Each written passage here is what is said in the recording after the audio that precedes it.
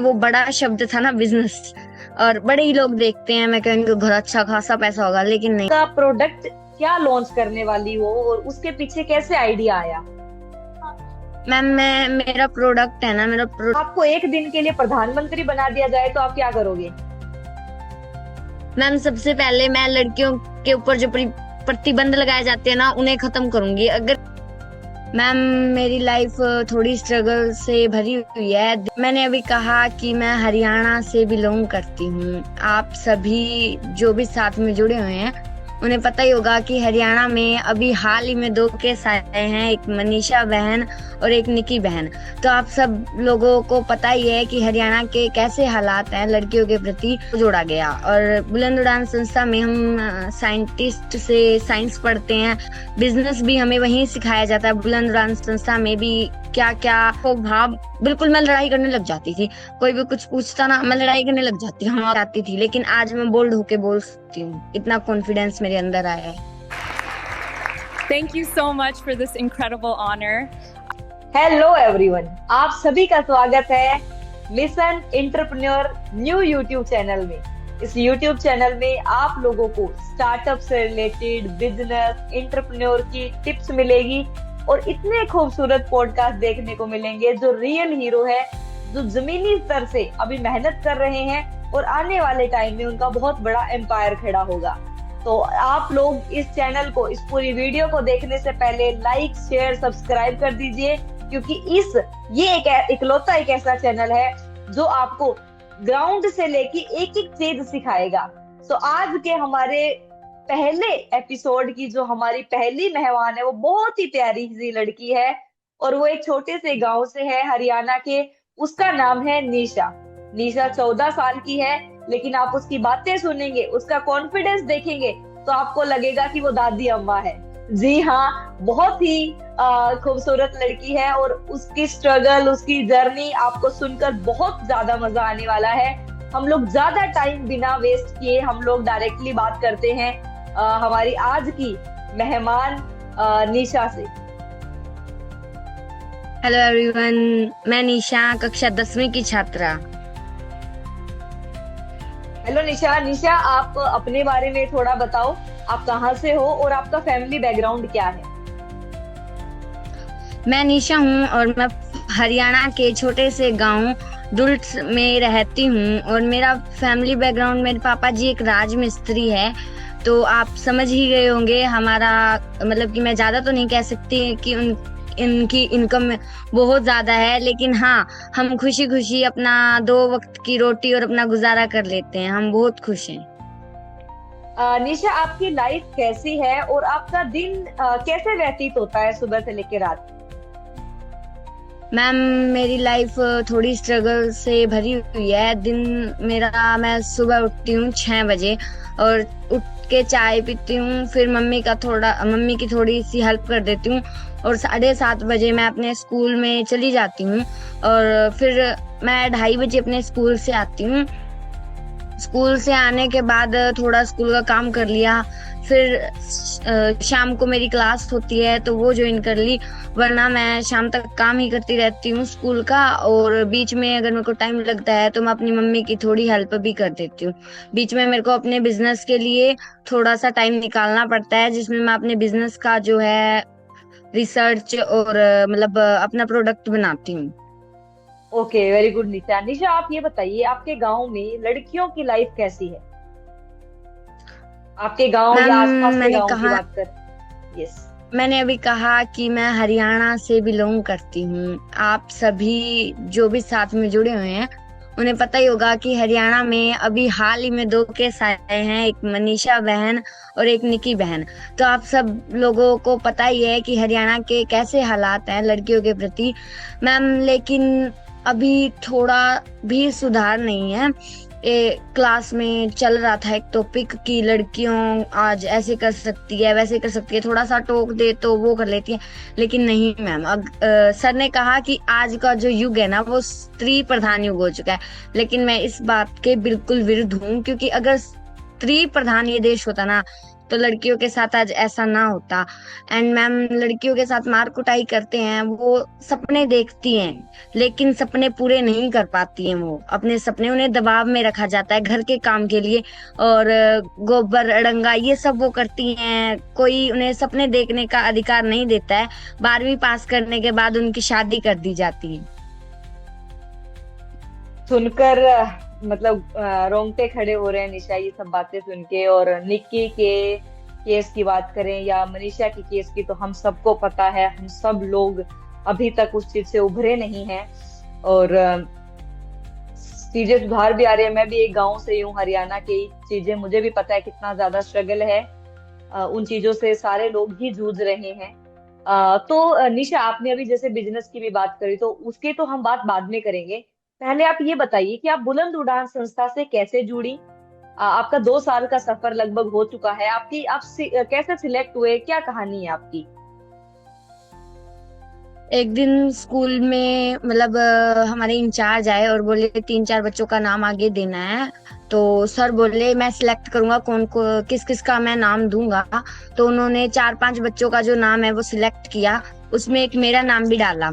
तो मैंने कहा भी सर डालो आप मेरा नाम भी, मैं भी पूरे अच्छे से फोकस करके संस्था में जुड़ूंगी। तो उन्होंने कहा चलो ठीक है, उन्होंने दिया। फिर मेरा इंटरव्यू हुआ और उसके बाद मेरा जो बुलंद उड़ान संस्था से मतलब मेरे को जोड़ा गया। और बुलंद उड़ान संस्था में हम साइंटिस्ट से साइंस पढ़ते हैं, मैथ के हमारे टीचर है, इंग्लिश भी हमें पढ़ाई जाती है, और मैम बिजनेस भी हमें वहीं सिखाया जाता है। बुलंद उड़ान संस्था में भी क्या क्या इसके मतलब की पहलूज होते हैं, कैसे हमें सक्सेस करना है बिजनेस पे, तो वो सब चीजें हमें बुलंद उड़ान संस्था सिखाती है। और बुलंद उड़ान संस्था में जुड़ने के बाद मेरे अंदर बहुत अच्छा बदलाव हुआ है। पहले मैं बहुत शरारती लड़की थी और इतनी कॉन्फिडेंस से बोल नहीं पाती थी, अपनी बातों को रखने में हिचकिचाती थी, लेकिन आज मैं बोल्ड होके बोल सकती हूँ। इतना कॉन्फिडेंस मेरे अंदर आया है। बहुत अच्छी बात है निशा, और वो हमें देखने को भी मिल रहा है, एक 14 साल की लड़की जिस तरीके से बोल रही है। निशा, आपको आपको आपके स्कूल के अलावा आपको एंटरप्रेन्योरशिप सीखने का मौका मिला संस्था के द्वारा, तो आपको कैसा फील हो रहा है? मैम, मेरे को बहुत अच्छा फील हो रहा है। मैं आपको बताऊं, मैं पहले भी थोड़ी मतलब कि जिज्ञासा मेरे अंदर होती थी भी, अगर ऐसे हो गया तो फिर कैसे होगा। तो मैंने ना एक एम सोचा अपनी लाइफ का, मैं क्या चलो मैं डॉक्टर बनती हूँ।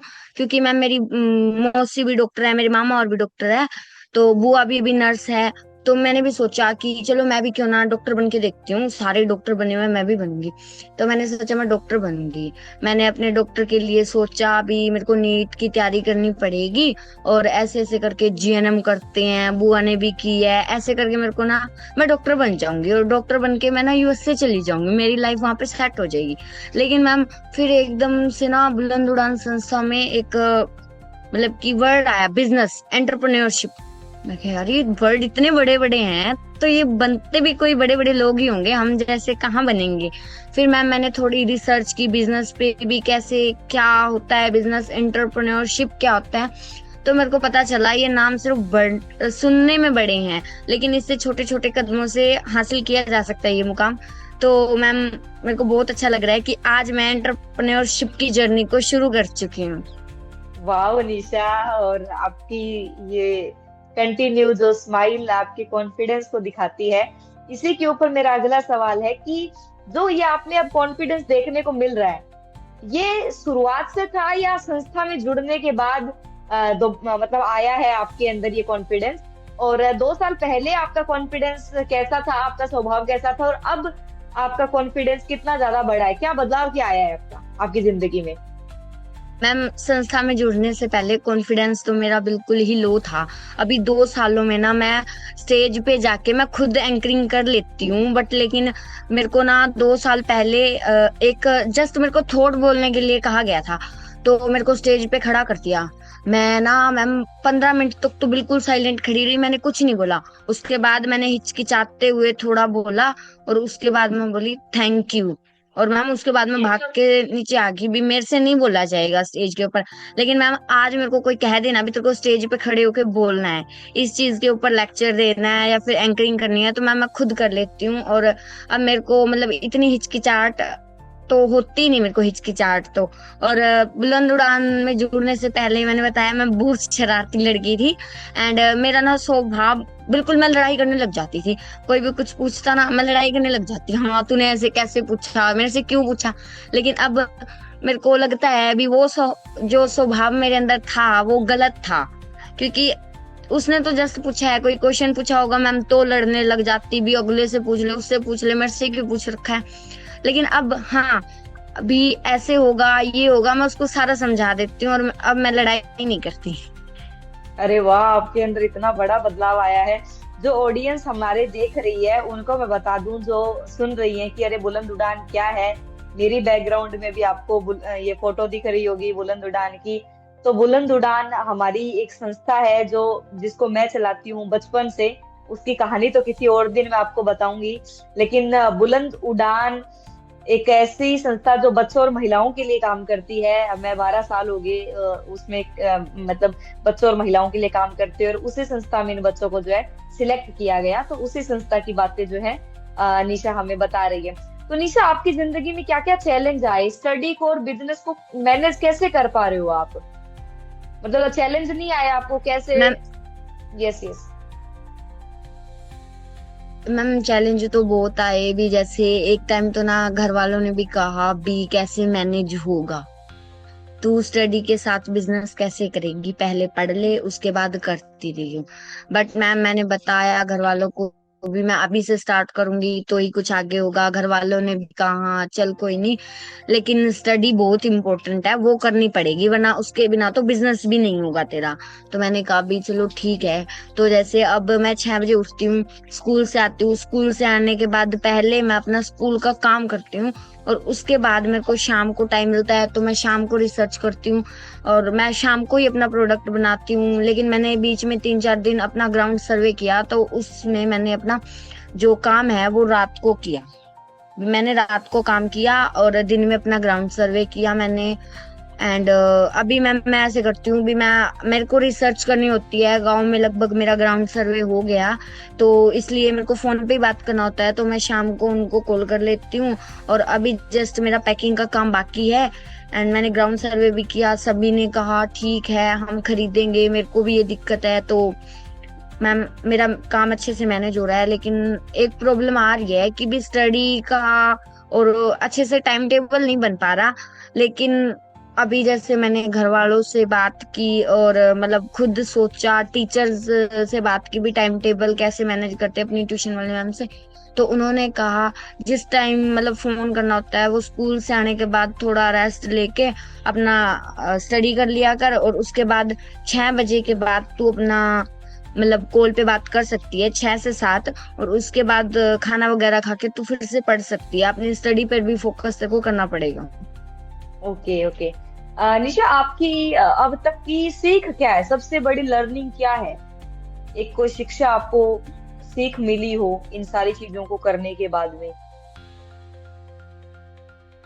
मैम सबसे बड़ी सीख मेरे को ये मिली है, मैं पहले सोचती थी कि मतलब कि जो बड़े सपने हैं ना वो बड़े लोग ही देखते हैं, हमारे जैसे तो मतलब कि लड़कियों में, जैसे मैंने अपने यहाँ पे देखा ना गांव में या हरियाणा में कैसे होता था कि भी 12वीं के बाद बीए कर ली, करनी है तो करवा देते हैं, नहीं करनी तो भी उनके बाद शादी कर देते हैं। तो मेरा भी यही था कि भी पापा ने कहा था तू पढ़, तो मैंने कहा भी मैं डॉक्टर बन जाऊंगी, पापा मेरे को पढ़ा रहे हैं, मैं डॉक्टर बन के और फिर अपनी लाइफ अच्छे से मैनेज करूंगी। तो एक बार हमारी क्लास में एक लड़का है, वो बोला मेरे को बिजनेस करना है। मैं क्या ये तो भाई अब बिजनेस करेगा, और इससे सही तो मैं हूँ, मैं डॉक्टर बन के अपनी सिंपल लाइफ करूंगी।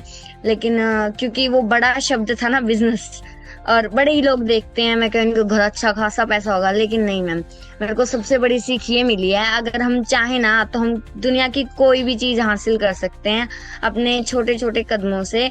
अगर उसकी तरफ जी जान लगाकर हम मेहनत करें ना तो मैम हम कुछ भी पा सकते हैं। बिल्कुल सही कहा आपने निशा। हम मेहनत करें तो हम कुछ भी कर सकते हैं, बड़ी से बड़ी मंजिल हमारी पार हो सकती है। ये बताओ, आपने जब अपने बिजनेस के बारे में सबसे पहले अपने माता पिता को बताया, उनके सामने बात आई, तो उनका क्या रिएक्शन था सबसे पहले? मैम सबसे पहले मैंने अपने मम्मी पापा को बताया। मम्मी पापा बोले अभी हमें तो इतनी नॉलेज नहीं है, क्योंकि पापा ने 8th की है, मम्मी ने 5th की है। भी जो करना है तुम्हें करना है, मौसी से सलाह ले ले, मामा से सलाह ले ले। मामा के पास फोन किया तो मामा बोले ये काम वो करते हैं जिनके घर पैसे होते हैं, और या फिर बिजनेस अभी से वो करते हैं जिनके मम्मी पापा साथ नहीं होते हैं। मैंने कहा भी ऐसी तो कोई बात नहीं है, मैंने इतना रिसर्च किया है। विनीता सिंह के तो मम्मी पापा भी थे, वो तो अपने मम्मी पापा की इकलौती औलाद थी। उन्होंने कितना बड़ा अपना बिजनेस बनाया, उन्होंने अपना कितना अच्छा स्टार्टअप कर रखा है। तो मैं क्यों नहीं कर सकती? अगर उन्होंने कर लिया तो मैं भी तो कर ही सकती हूँ। पापा मम्मी साथ थे, पापा मम्मी बोले तेरे को करना है, मैंने कहा हाँ मेरे को करना है, मेरे को बिजनेस ही करना है और कुछ नहीं करना। पापा मम्मी बोले पढ़ाई भी मैनेज करनी पड़ेगी, फिर मैं बोली हाँ डैडी मैं कर लूंगी मैनेज। तो पापा बोले चल कोई नहीं तू कर, और किसी भी चीज की जरूरत हो तो मेरे को कह दियो, मैं करूंगा तेरे लिए, जहां तक होगा मैं तेरे साथ खड़ा हूँ। बहुत अच्छा आपने बताया निशा, इस चीज के बारे में। अच्छा आप ये बताइए, बिजनेस की बातें चल रही है, ऑडियंस हमारी कंफ्यूज हो रही है कि ये आखिरकार बिजनेस है क्या, किस बारे में है। तो मैं उसका आपसे पूछना चाह रही हूँ कि आपका प्रोडक्ट क्या लॉन्च करने वाली हो और उसके पीछे कैसे आइडिया आया। मैम मैं मेरा प्रोडक्ट है ना, मेरा प्रोडक्ट है बालों के ऊपर। मैम मैंने देखा कि जो छोटी उम्र में है बच्चों के बाल ना वाइट हो रहे हैं, उनमें मेलिन की कमी आ रही है, जो हमारे बालों को ब्लैक करने में होते हैं, और वो डेड सेल हैं, वो दोबारा तो ब्लैक होंगे नहीं जो वाइट हो गए। तो मैंने सोचा कि कुछ तो ऐसा हो सकता है जो उन वाइट बालों से छुटकारा मिले। भी वो मतलब कि डेड सेल है लेकिन उसको 1 या 2 हो जाते हैं तो मैम सारे बाल हो जाते हैं, भी वो ना हो। तो मैम मैंने इसके बारे में, इसके पीछे थोड़ी रिसर्च की, और थोड़ा मैंने अपने मतलब कि सर ने भी जैसे चैप्टर पढ़ाया था तो उसमें से मैंने इस पे थोड़ी बहुत रिसर्च की, तो मेरे को पता चला भी इसके अंदर विटामिन की, मेलिन की और बहुत सारी कमी के कारण ये होता है। तो मैंने देखा कि जो इसके अंदर विटामिन चाहिए होते हैं, मेलिन चाहिए होता है, वो हमें मिल सकता है। तो क्यों ना हम व्हाइट होते हैं बालों को वापस से ब्लैक करे। तो मैंने अपना एक फॉर्मूला बनाया है जो व्हाइट बालों को ब्लैक करेगा, एंड डैंड्रफ नहीं होगा, बालों में ग्रोथ होगी, हेयर मतलब कि फॉल कम होगा, एंड हेयर स्क्रैप भी कम होगा। वाह निशा, ये तो सुन के मतलब आपका जैसे ही प्रोडक्ट लॉन्च होगा ना, मेरे परिवार रिश्तेदारी में भी मैं इसको खरीद के भेजने वाली हूँ। एंड मतलब ये एक अच्छी चीज है। तो आपके प्रोडक्ट से एक प्रॉब्लम, ऐसी कौन सी मेजर प्रॉब्लम है, बड़ी प्रॉब्लम है जो सॉल्व हो जाएगी, आपको पूरा भरोसा है। मैम क्वेश्चन रिपीट करना एक बार। आपका जो प्रोडक्ट है वो कौन सी बड़ी प्रॉब्लम को टारगेट कर रहा है, मतलब कि डैंड्रफ को टारगेट कर रहा है या जो सफेद बाल है उसको टारगेट कर रहा है। मैम मेरा जो प्रोडक्ट है मेन टारगेट है कि वो व्हाइट बालों को ब्लैक करेगा वापस से। ओके, आपको अपने एंड गांव डैंड्रफ में, पे भी वो काम करेगा। ओके ओके, आपको अपने गांव में बिजनेस शुरू करने का क्या फायदा होगा, क्या फायदा लगेगा आपको। मैम मेरे गांव में बिजनेस मेरा स्टैंड करेगा, क्योंकि मैम गांव में ना बच्चों के जहां तक मैंने देखे हैं सभी के 19% बाल हो चुके हैं वाइट। और उनके मतलब कि ना एकदम से कोई बाहर से रिलेटिव आता है या फिर गांव के ही बच्चे होते हैं, एक दूसरे को कहते हैं ओए बूढ़े कहाँ जा रहा है, ओए बूढ़ी कहाँ जा रही है। और पेरेंट्स भी सोचते हैं, मेरे पापा ने भी मेरे को दिखाया है कि मेरे भी वाइट बाल आ चुके हैं ना, तो मेरे पापा भी मेरे को डॉक्टर के पास लेके गए थे कि भी गुड़िया कैसे ऐसे करके हैं तो कोई दवाई है तो दो। डॉक्टर बोले हाँ है दवाई तो, बट ये मैं कोई गारंटी नहीं दूंगा कि ये काम करेगी या नहीं, लेकिन मेरे को अपने प्रोडक्ट पे पूरा भरोसा है कि ये काम करेगा।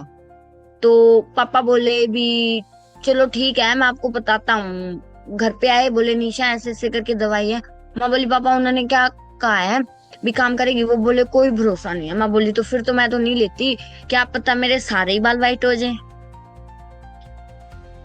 और मैम अगर मैंने अपने मतलब गांव में भी बिजनेस स्टैंड कर लिया ना मैम, तो मतलब कि मेरे गांव के लगभग सभी ले लेंगे मेरा प्रोडक्ट, और मेरे को अपने गांव में बिजनेस करते हुए बिल्कुल मतलब कि खुशी होगी, क्योंकि मैम मैं अपने गांव का, अपने मम्मी पापा का और अपने टीचर्स का नाम एकदम रोशन करना चाहती हूँ। आप कर भी लोगे, आपका जो कॉन्फिडेंस है ना वो कर लेगा। और यदि कोई बिजनेस पर्सन या इन्वेस्टर देख रहा है इस वीडियो को, तो वो निशा के प्रोडक्ट में जरूर इन्वेस्ट करे। निशा एक मिडिल क्लास परिवार से आती है, गुजारा ठीक ठाक चलता है दाल रोटी जैसा। आप उनके प्रोडक्ट में उनको इन्वेस्ट करते हो तो उनका प्रोडक्ट बहुत बड़ा बन सकता है। और निशा का कॉन्फिडेंस आप देख पा रहे हो, वो आपको कभी भी लेट डाउन नहीं करेगी, आपको नीचा नहीं दिखाएगी, बल्कि आपको गर्व महसूस करवाएगी यदि आप निशा के प्रोडक्ट में इन्वेस्ट करते हो। और ये जीत निशा की नहीं होगी, लाखों करोड़ों लड़कियों की होगी जो कि एक गांव से हैं, जिनको जो सपने देख रही है। तो निशा, आपके लिए इंटरप्रेन्योर बनने का मतलब क्या है? मैम मेरे लिए एंटरप्रेन्योर बनने का सबसे बड़ा मतलब ये है कि जैसे ना मेरी मौसी लगी तो उनकी तारीफ की गई, और उनके पेरेंट्स की मतलब सीना एकदम चौड़ा हो गया। मैम जैसे मेरे पापा स्ट्रगल करके मेरे को पढ़ा रहे हैं ना, मैं चाहती हूँ कि मैं थोड़ी स्ट्रगल करूंगी और वो करूंगी ना, तो मेरे पापा आराम से लाइफ मतलब कि आराम से लाइफ जी पाएंगे। तो मेरे को मतलब कि उन्हें अच्छा फील कराना है, क्योंकि जब मैम अपनी बेटी को वो ऐसे सक्सेस होते हुए देखेंगे ना मैम, तो सच बता रही हूँ उनके आंखों से आंसू रुकने वाले नहीं है। क्योंकि जब भी मतलब कि मैं कुछ करती हूँ ना, मेरा कहीं पे नाम आता है भी निशा ने ये किया। मेरा बुलंद उड़ान में भी वो हुआ ना मैम सिलेक्शन। गांव में मैं पूरी इकलौती बच्ची हूँ जो बुलंद उड़ान संस्था में पढ़ रही हूँ। तो मेरे पापा बिल्कुल मतलब कि मेरे पापा बोले वाह, ऐसे मतलब पापा ने बहुत प्यार किया मेरे को उस दिन मैम। और एंटरप्रेन्योर बनकर मेरे को अपने पापा और मम्मी को बिल्कुल आराम से मतलब कि मेरी मम्मी पापा आराम से लाइफ स्टे कर पाए, इसलिए मैं अभी हार्ड वर्क करूंगी। बहुत अच्छी बात है। वो कहते हैं ना कि पापा की परी, ठीक है, लड़का माँ का लाडला होता है और लड़कियां पापा की परी होती हैं। और उन्हीं में से एक निशा है जो अपने पापा को उतना अच्छा फील करवाने के लिए जो है लगी हुई है। तो निशा, आप अपना जो ब्रांड है वो उसको फ्यूचर में कहाँ तक लेके जाना चाहते हो? मैम मेरे को अपने ब्रांड को शार्क टैंक तक लेके जाना है, और 5 साल बाद मैं इंटरनेशनल लेवल पे जो अपना बिजनेस है मतलब अपने ब्रांड को देखना चाहती हूँ। क्योंकि मैम मैं नहीं चाहती कि सिर्फ हरियाणा में या फिर मेरे गांव में या भारत में ही मेरे जो ब्रांड का, मेरे जो प्रोडक्ट का है वो बोलबाला हो। मैं चाहती हूँ इंटरनेशनल लेवल पे भी मेरे ब्रांड को देखा जाए भी, हाँ ये उस लड़की का ब्रांड है जिसने छोटी उम्र में स्टार्ट किया था और आज इतने बड़े लेवल पर रहेंगी। वाह, बहुत बढ़िया बात है। निशा, ये बताओ कि जब आपको बुलंद उड़ान ने सिलेक्ट किया और आपसे बातचीत करना शुरू किया, ये आपको पढ़ाना शुरू किया, तब आपके मन में सबसे पहला थॉट क्या था संस्था के बारे में? मैम जैसे सर ने कहा ना भी कोई संस्था है बुलंद उड़ान नाम से, वो आपको करेगी, तो मेरे मन में थॉट आया भी जैसे बायजूस है या फिर और है, जैसे वो क्लास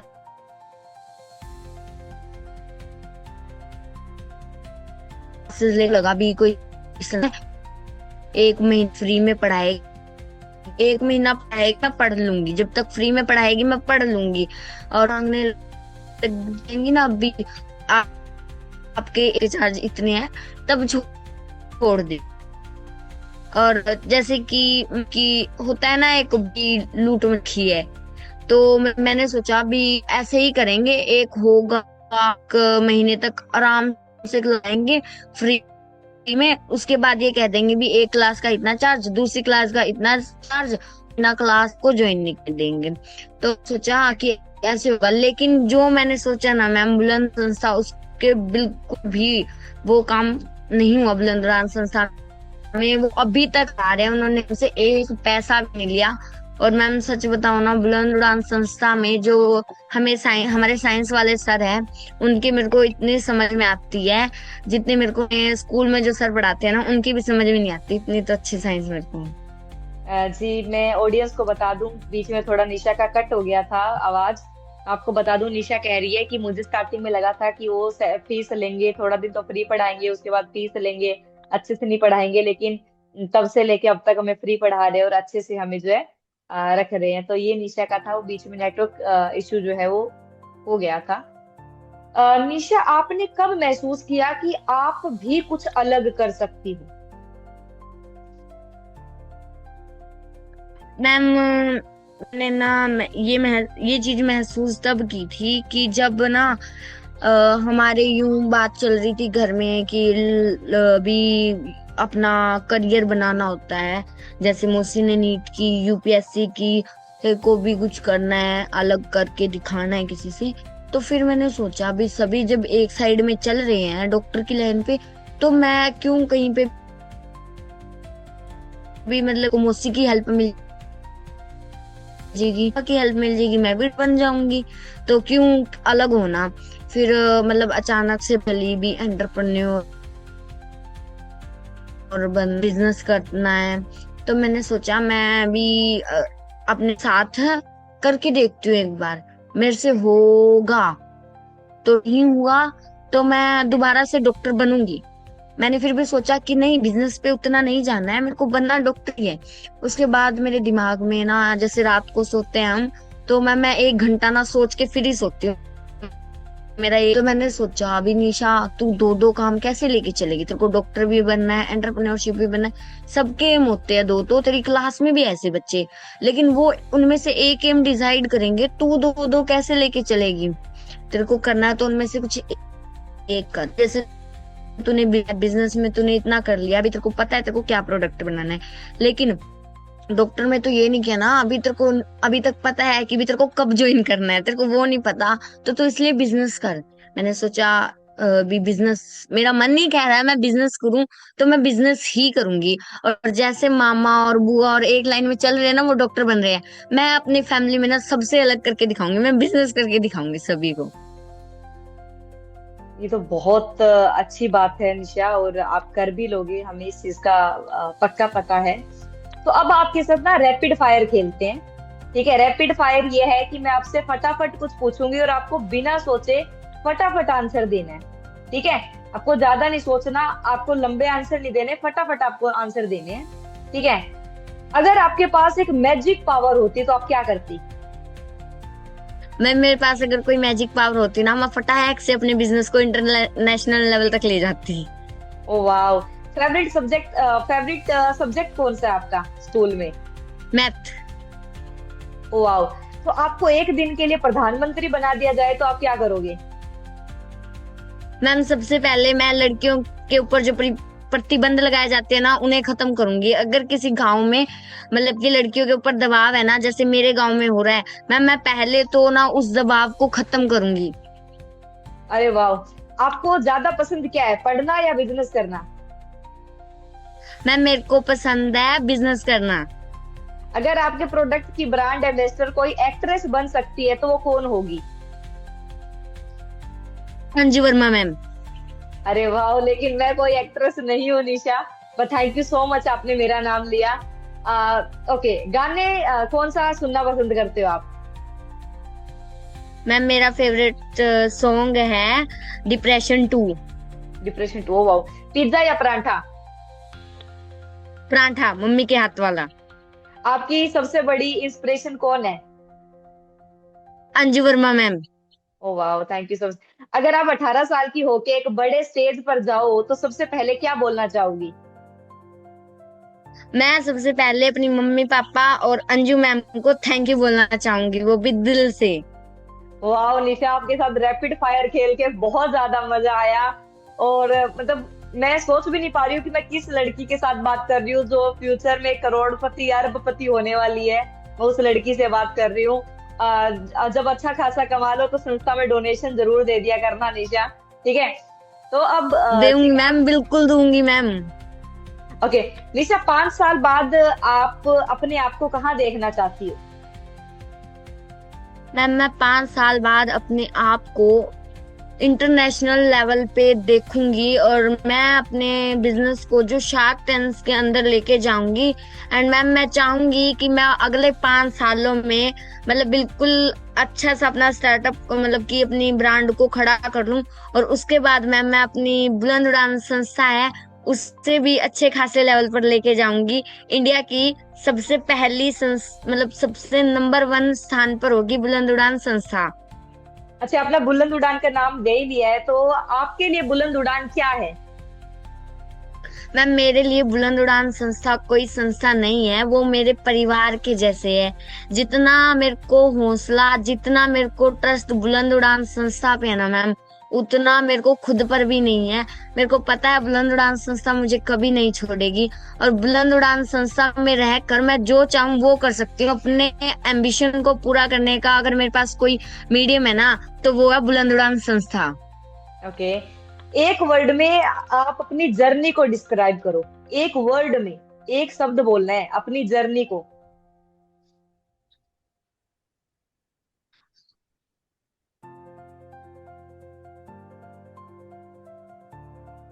मैम मैं अपनी जर्नी को एक वर्ड में डिफाइन करूँ? यस। मैम थोड़ा मुश्किल है। ओके ओके ओके, ठीक है। ओके चलो, अब आपको एक लास्ट संदेश देना है।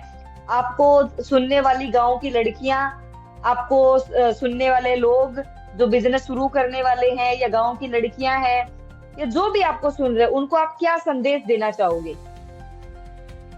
मैम मैं गांव की लड़कियों को कहना चाहूंगी, अपने ऊपर जो हो रही है ना अत्याचार, उनके खिलाफ आप आवाज उठाओ। चुप रहने से आधे भागीदार आप भी हो, क्योंकि जो अत्याचार करता है और जो सह रहा है वो दोनों बराबर के हुए ना, दोनों बराबर के उसमें आते हैं, जुर्म दोनों का बराबर हो जाता है।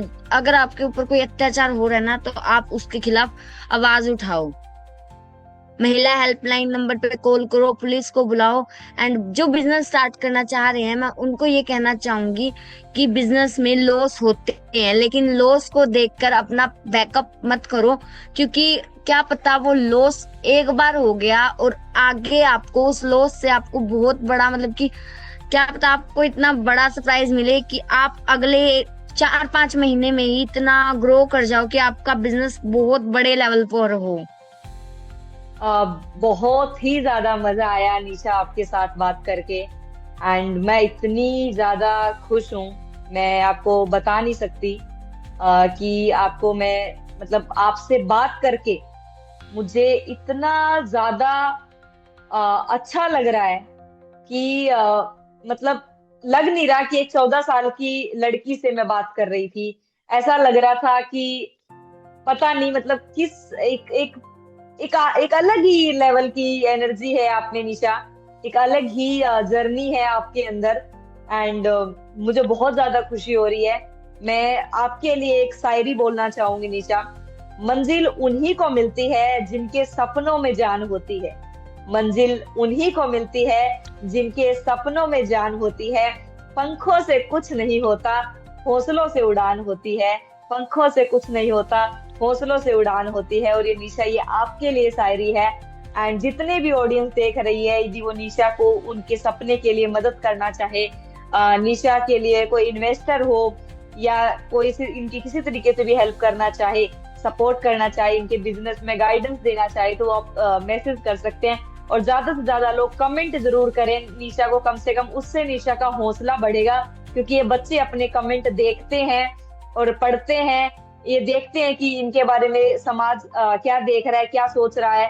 सो निशा, बहुत अच्छा लगा आपसे बात करके। और जितने भी लोग देख रहे हैं वो सब्सक्राइब कर दीजिए इस चैनल को, लाइक कर दीजिए, कमेंट कर दीजिए। कमेंट निशा को प्यार दीजिए। निशा आपको कैसी लगी आज बोलते हुए निशा आपको कैसी लगी? और आप यदि किसी एक इंसान के साथ, जो हमारे पुरानी लीडर्स रही हैं, चाहे इंदिरा गांधी जी हो गई, चाहे झांसी की रानी हो गई, चाहे कुछ भी हो, आप किसी को निशा के लिए कोई नाम देना चाहो तो वो नाम क्या होगा वो कमेंट में करिए। और जो ज्यादा जिनका ज्यादा अच्छा कमेंट होगा, और सब्सक्राइब कीजिए जो हमारे लॉयल सब्सक्राइबर्स होंगे, जो हमें इतना प्यार देंगे, कमेंट देंगे, हम उनके लिए एक गिफ्ट भी लॉन्च करेंगे। और बस आप लोगों के लिए इतना ही है, आगे मिलते हैं हम। मैम और आपके लिए भी मेरे पास एक शायरी है। जी निशा। जिंदगी किताब में सबसे हसीन चैप्टर हैं आप, ज्ञान की दीपक से रोशन करने वाले मास्टर हैं आप। गलतियां पर डांट भी है, ममता का प्यार भी। मेरी कामयाबी की असली ताकत अंजू वर्मा मैम आप हैं। थैंक यू सो मच निशा, मुझे इतनी खुशी हो रही है सुन के, मेरा दिल बिल्कुल खुश हो गया है। वो कहते हैं ना कि जब यहाँ हो जाता ना कि जो चेला है वो चीनी बन गया और गुरु जो है गुड़ ही रह गया। तो ये मेरे साथ लग रहा है कि जो निशा है वो आज चीनी बन चुकी है, इतनी कामयाब हो चुकी है 2 साल के अंदर ही। और आने वाले 2 साल में तो शायद इनके आगे पीछे ड्राइवर, गाड़ियां, पता नहीं क्या क्या होंगी। इनको ऑटोग्राफ लेने के लिए हमें लाइन में लगना पड़ेगा। So thank you so much everyone. ढेर सारा प्यार दीजिए, कमेंट में ढेर सारे कमेंट्स कीजिए, लाइक कीजिए, शेयर करिए इस वीडियो को, उन लोगों के साथ शेयर करिए जो बच्चे आपके परिवार में जो कुछ करना चाहते हैं, जिनको हौसला मिले कि 14 साल की लड़की जो मिडिल क्लास परिवार से बिलोंग करती है वो आज कहाँ पर पहुंची हुई है। सब्सक्राइब कीजिए, और इतना ज्यादा प्यार देने के लिए और इस पूरे पॉडकास्ट को सुनने के लिए आपका बहुत बहुत धन्यवाद। बहुत बहुत ज्यादा आपका प्यार। Thank you so much everyone.